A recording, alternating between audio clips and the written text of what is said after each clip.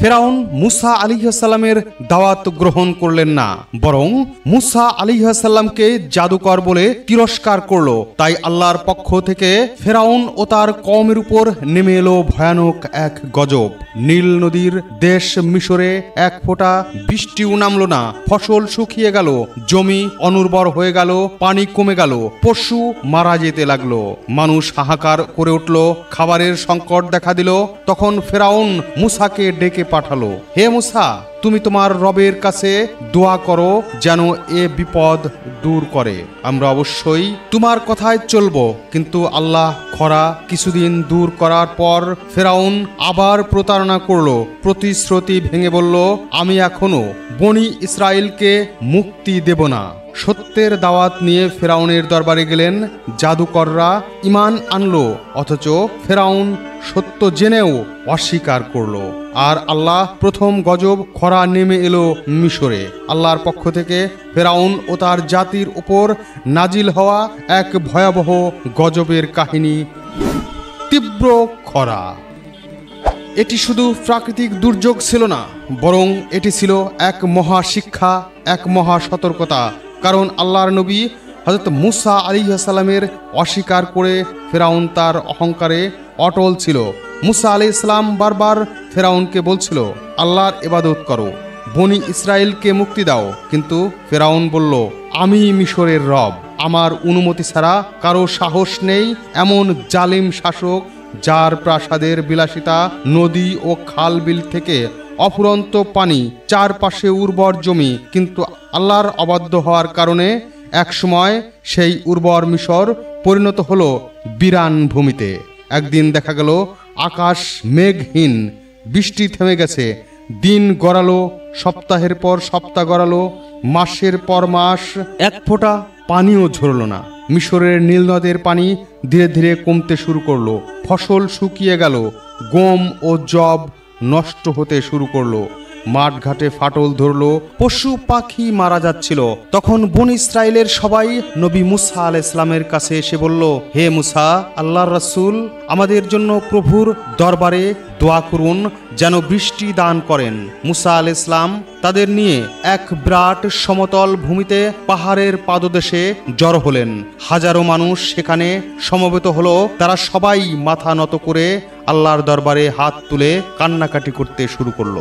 মুসা আলাইহিস সালাম ও তার দৃষ্টি আসমানের দিকে দাঁড়িয়ে দু হাত উঁচু করে দোয়া করতেছিলেন, হে রব, তুমি মহান, দয়ালু, তুমি ছাড়া আর কারো কাছে আমরা চাইতে পারি না।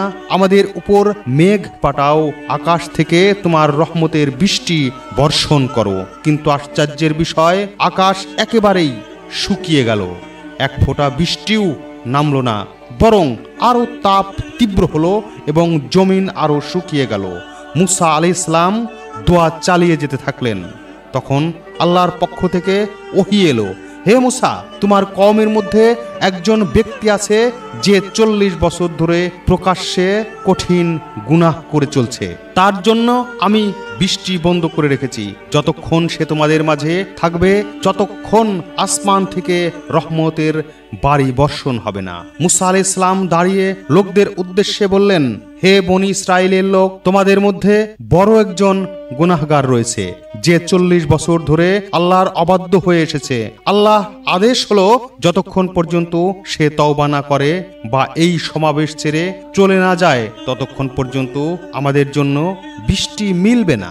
একথা শুনে সবাই নীরব হয়ে গেল, কেউ দাঁড়ালো না। তখন সেই গুনাহগার অন্তরে ভীষণ ভয় পেল।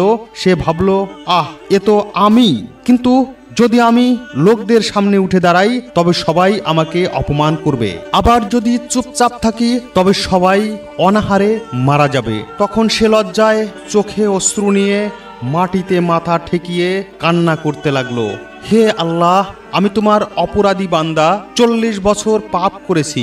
আজ আমি সত্যিকারের অর্থে তওবা করছি, আমাকে ক্ষমা করো। আমার গুনাহ কারণে গোটা জাতি ধ্বংস করো না।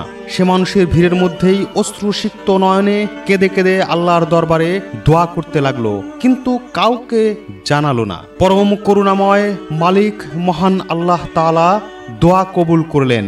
মুসা আলাইহিস সালাম আবার আকাশের দিকে তাকালেন। হঠাৎ দেখা গেল আকাশে প্রচন্ড মেঘ, প্রবল বজ্রপাতের শব্দ, তারপর মুষলধারে বৃষ্টি শুরু হয়ে গেল কিছুক্ষণের মধ্যেই। শুকনো জমি ভিজে উঠল, পশু পাখি প্রাণ ফিরে পেল, মানুষেরা আনন্দে চিৎকার করতে লাগলো। তখন মুসা আলাইহিস সালাম বিস্মিত হয়ে আল্লাহর কাছে বললেন, হে আমার প্রভু, এ সমাবেশ থেকে কাউকে তো বের হতে দেখলাম না, অথচ তুমি আমাদের বৃষ্টি দিলে কেন?